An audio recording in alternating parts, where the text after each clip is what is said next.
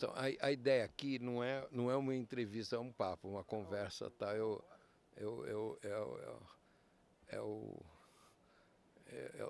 eu quero falar sobre os delírios utópicos desse planeta, desse mundo tal, e que rumo essa porra toda tá tomando, entendeu? E aí eu queria te provocar, usando um título teu. Qual seria, assim, numa visão ampla, uma visão, um zoom out de olhar para o que está acontecendo, a cabala do século XXI? Eu não sei, eu acho assim que a gente tá com muitas fronteiras novas. Tá? Eu acho que a gente está num momento realmente evolutivo. Tá? Eu comentava agora há pouco que tem algumas coisas dos instrumentos que o ser humano tem que são realmente novas etapas evolutivas aí, e tem tudo na ciência, acho que na área política, tudo mais, um momento assim de inflexão aí para uma nova etapa.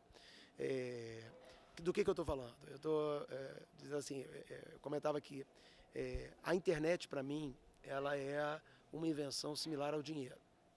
Tá? Para mim, nunca desde o dinheiro se inventou nada com impacto social tão grande. Tá? Ah, dinheiro e a internet são instrumentos, né? Mas são instrumentos que elevam uma potência muito diferenciada. No caso do dinheiro, o comércio, depois virou finanças e tudo mais. E a internet ela tem a ver com a informação, a sociabilidade, né? Ela levou isso, trouxe para um lugar onde qualquer indivíduo hoje ele tem a disponibilidade dele o maior auditório que jamais existiu em toda a história da humanidade.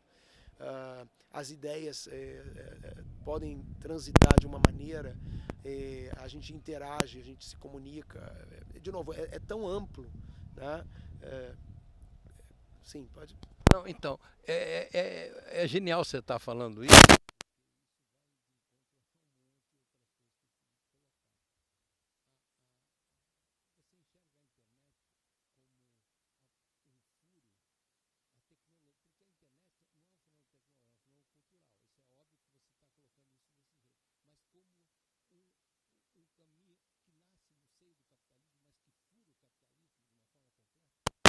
Não só a internet, mas a internet como, como a,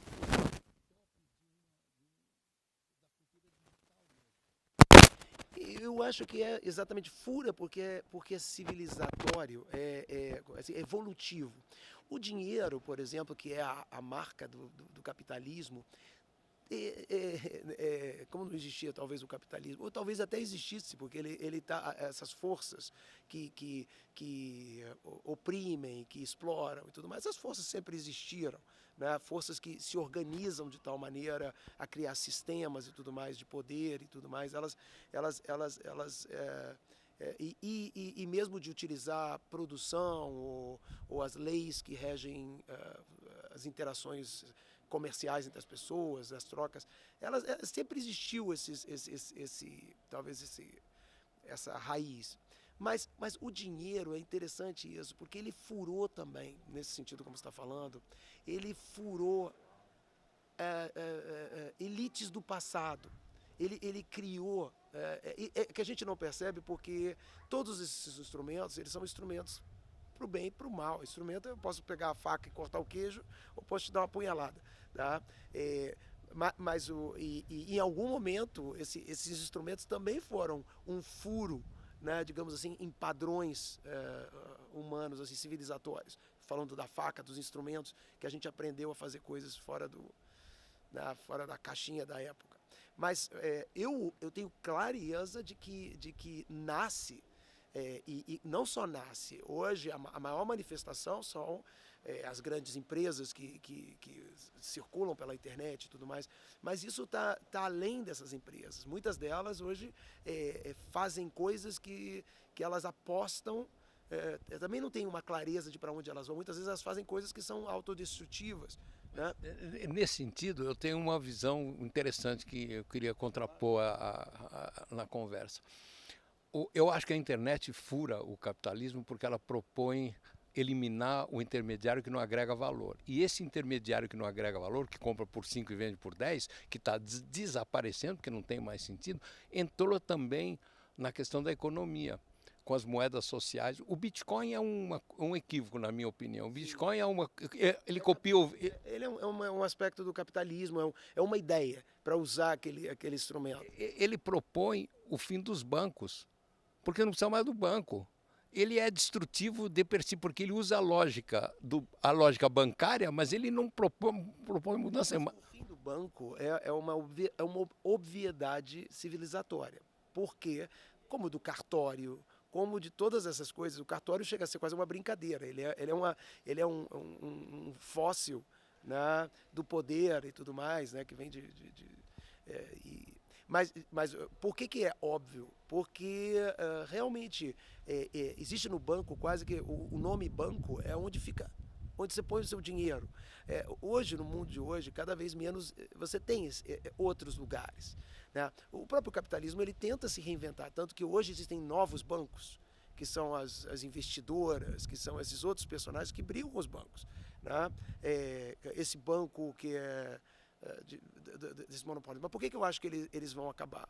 Porque eles são realmente uma atividade que você não precisa.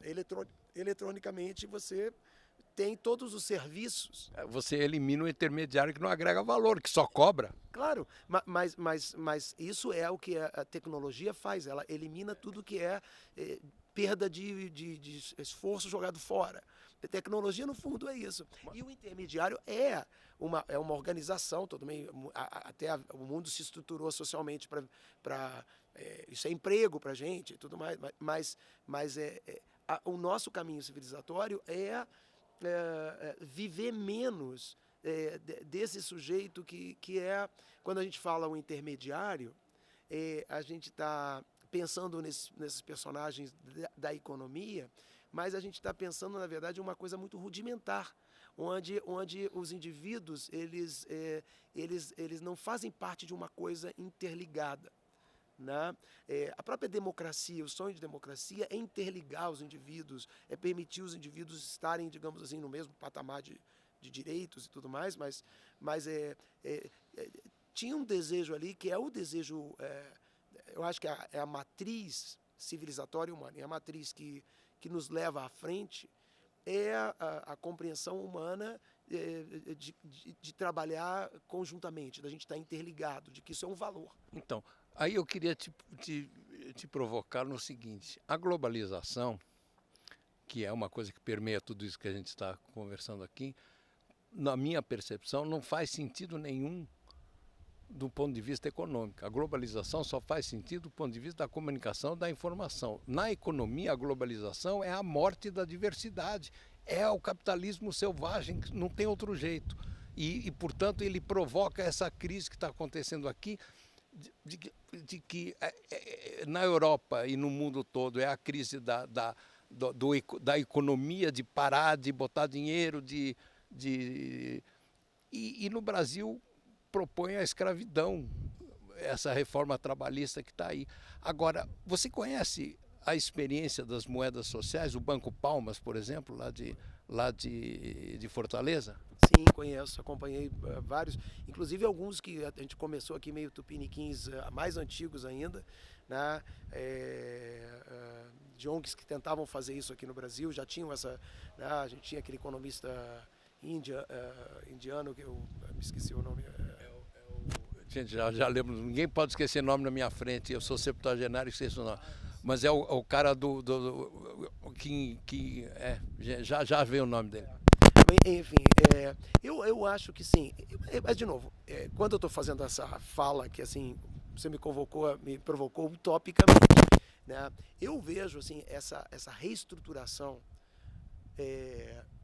realmente como muito complexa, até a gente conseguir chegar a algum tipo de estabilidade onde dimensões sociais, né, as demandas mesmo sociais que que podem trazer qualidade de vida a todo mundo, né, possam se estabelecer, porque quando você tem como é que eu vou dizer isso? Eu acho que a gente tem esse lugar utópico, ele vai viver ainda muitas embates de toda ordem. Essas estruturas que existem, sejam bancos, sejam todos aqueles que vão sendo sempre ameaçados, isso é humano, assim, não é que um é mau e o outro é bom, né? Todo ser humano que vê o seu quinhão ameaçado e tudo mais, ele vai tentar proteger, ele vai tentar usar todos os recursos, mas esses recursos, até mesmo na própria competitividade, eu acho que hoje você vê que países como os Estados Unidos, preocupados com o tamanho que tem a Amazon, ou que tem essas empresas que acabam sendo empresas que vão engolindo outras empresas e tudo mais, e tem alguma coisa implosiva, assim, eu acho que nesse momento na sociedade que vai gerar, portanto, é utópico lá na frente, no sentido assim de, né, a gente poder imaginar uma transformação que se estabeleça. Eu acho que esse furo no capitalismo, ele trouxe instabilidade. Claro.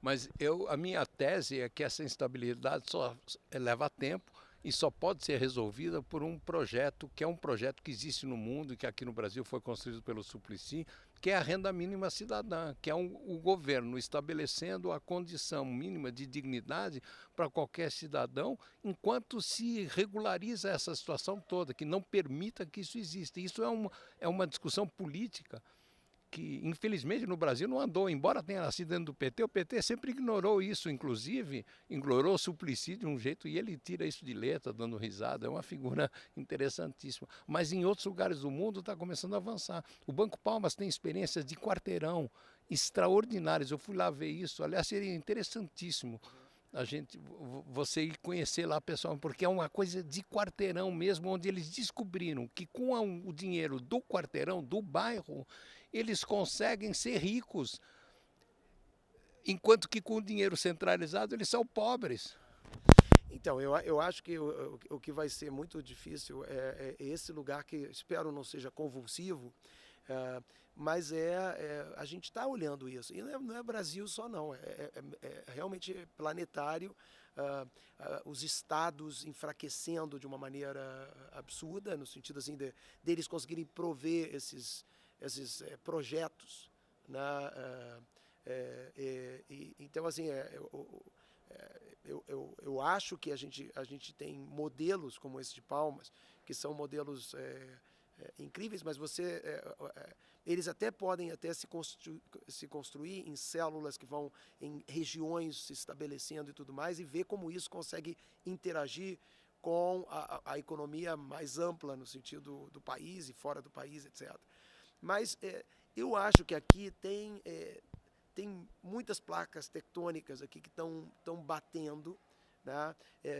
Inclusive elas estão dando instrumentos, né? Você vê que também essa coisa toda, não é o caso exatamente do Bitcoin, mas o instrumento da internet, assim, ele propicia tantas outras possibilidades que a gente não imaginou ainda, não pensou, né?